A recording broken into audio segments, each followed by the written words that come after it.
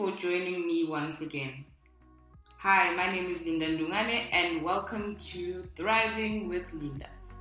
So really this series is for people who have a strong desire and determination to stay positive, stay focused and succeed.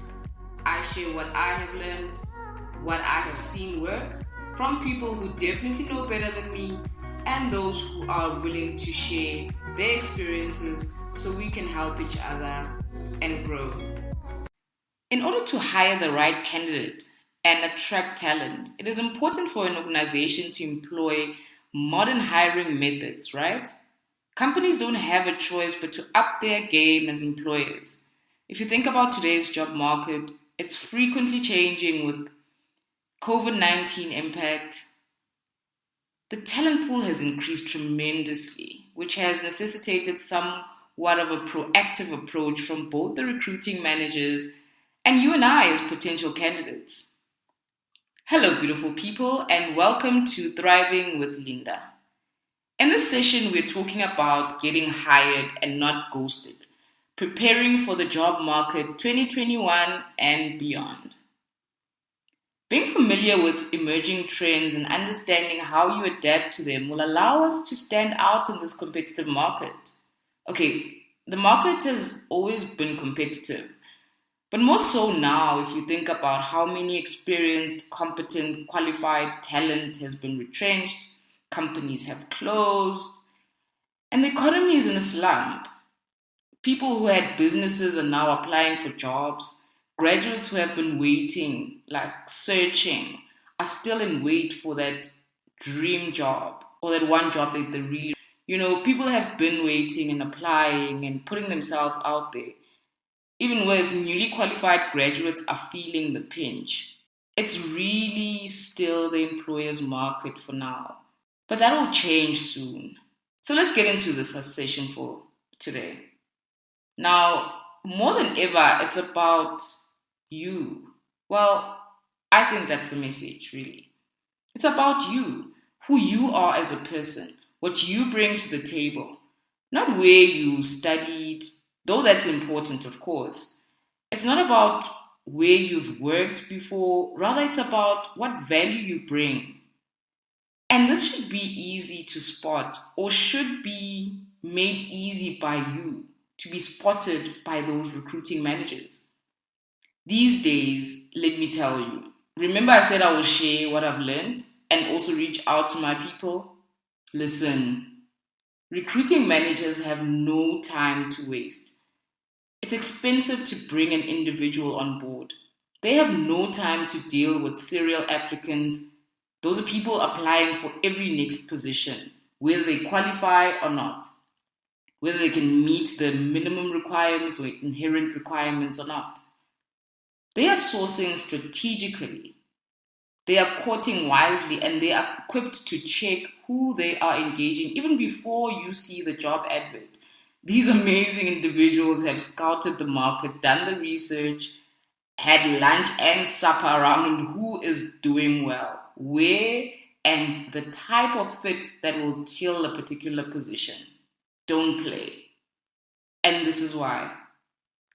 Your digital presence matters. Now with the remote connections that we're having, it's still being the primary way candidates connect with recruiters and hiring managers. They need to be diligent about their digital presence as well. Companies will increasingly find candidates through the connect you develop online. Clean up your social accounts, curate or create relevant content, and yes, content. All those years of school. That's material for the things like blogs, posts, relevant for the industry you want to be in, of course. This would mean you have a plan of where you see yourself and the sector you want to operate in. So maneuver, navigate yourself within the space. Introductory videos work too. This is who I am professionally. That's all you have to state. And are going to be an actual thing. These are becoming a huge thing for screening and finding the right fit to put in front of a panel, or things like contributed pieces, opinion pieces alike, that will demonstrate you as a thought leader and give you an edge. Sure, a resume will always be the first ticket through the door. It's not a nice to have, but it will be just like table stacks and stacks in 2020 job market and beyond. Basically what I'm saying is it may not be all you need beyond this year to outshine a competitor. Let me share some predictions we were chatting about with a former colleague who's now head of recruitment. You see, people willing to share their thoughts and experiences with us, well, with me, because you know us. We don't burn bridges, ever, ever. We don't do that. We can also do something about detaching amicably as professionals. If you'd like, you'll let me know. Well, here it goes. Having consistency across your platforms and the way you brand yourself across social media platforms will continue to form part of the recruitment process. And if you don't have a social media presence, you're still applying online, right? So you can't be four different people on, let's say, Career Junction, PNet, Careers 24, LinkedIn. No, no, no, no, no. It's a definite no. Another one that we spent a lot of time discussing was, brief video recordings. So these may be used more as part of the application process. The first impression, that moment to dominate with that elevator pitch. Do you have one? Is yours ready?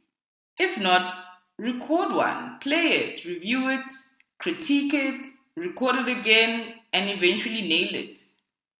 We spend so much time on our phones anyway. So what would the practice harm? Same with video conferencing platforms. We are not interacting in person as much anymore. There's more use of interviews via virtual platforms than ever before. So given these circumstances, with virtual interviewing being such a trend and it's not leaving us anytime soon, prepare for those video interviews. From the platform, how it functions, how you would look on the interview, your sound, your lighting. Recruiters are very supportive individuals. They understand it's not an easy process, so be open with them about your concerns and needs before the interview. Like things like connection issues, your environment. We all live in different circumstances. We all have different issues that we are managing. Recruiters are very supportive individuals. They understand it's not an easy process. So be open with them about your concerns and needs before the interview. Connection issues, your current environment, it being not conducive. We discussed an experience she had with a candidate who had recently given birth, and you know what? Lo and behold, we love our children, but their timing sometimes. So the interview was an hour, but the little one happened to wake up and started crying nonstop 15 minutes into the interview. Imagine that. Already that setup was not conducive to continue with the interview. So a tip, speak to the recruiters, make arrangements that will help you succeed for your virtual interview. If you can make it to their office, as an example, they should be able to arrange such and reasonably accommodate you whilst the panel is offsite connected for your interview. We also spoke about talent management, or rather talent acquisition leaders, and them saying, it's very much the prediction that 56% will take place around AI. As we move into the next year, there will be much reliance on artificial intelligence. As this speeds up, it will also support organizations to not lose talent to competitors. It will speed up the process. So let's meet them halfway. Learn what these systems, applicant tracking systems, look like, and tailor the submissions so the robots don't overlook you. And gamification as well, hey? So if you are not sure what this is, gamification is the application of typical elements of gameplay, adding, game mechanics or game principles, right, within an environment that's definitely not about games, like our work stuff, important stuff, but you will play it out. So things like point scoring, competition, using various scenarios, using avatars, particular quizzes. I find this so cool, hey? Because you apply these as areas of activity, typically on an online setup, online technique to encourage engagement with a new product or a service, and even the new work environment that you have applied for.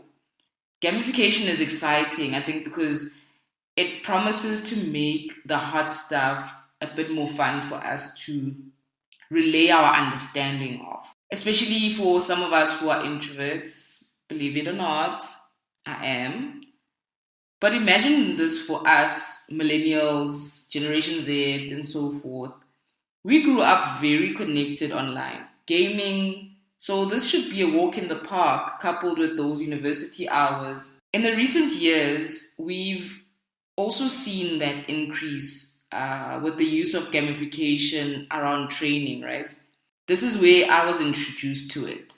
And funny enough, we were rolling out something to do with harassment in the workplace, or was it something about discrimination, gender discrimination, but it was around creating awareness within the diversity and inclusion, but something that deep.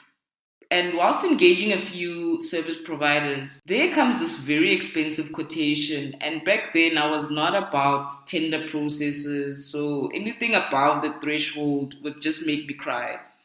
It was ridiculous, but now it's the game changer of note. And here's the thing, going back to our initial discussion around this, technology is definitely going to be a big thing. As we close this session, it's growing within recruitment processes as well, covering industry challenges, company related quests, and behavioral quizzes. So, where you would have had previously being asked to answer behavioral questions, you relaying the scenarios you've experienced and how you managed to get out of them, whether it was a conflict with a colleague, whether the project was falling apart and what you did. Now it's about gamification, personalizing the whole recruitment process. This is obviously going to encourage you to engage with the company by playing within their simulated environment. Recruiters can also check your aptitude, creative thinking, and problem solving capabilities. Sure. And honestly, that's what is needed now. Business leaders want innovators, they want game changers, disruptors, people who will be bold and bring in revenue in these desperate times.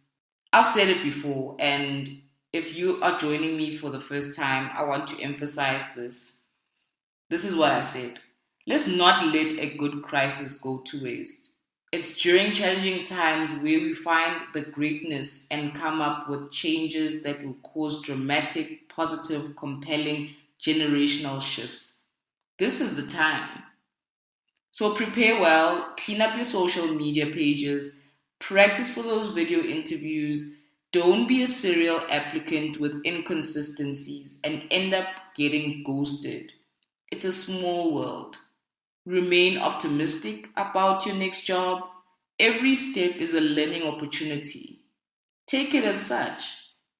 It may not seem like there are that many opportunities out there, but when all falls back into place, those recruiting managers would have seen you, possibly engaged with your profile, because they are still working. They may not be hiring at the same rate, but they understand the talent which will be required for the future.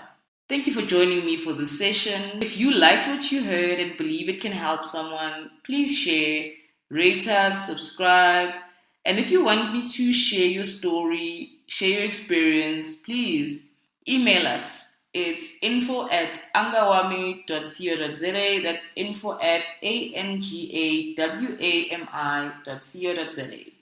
Abundant blessings to you and yours. Bye.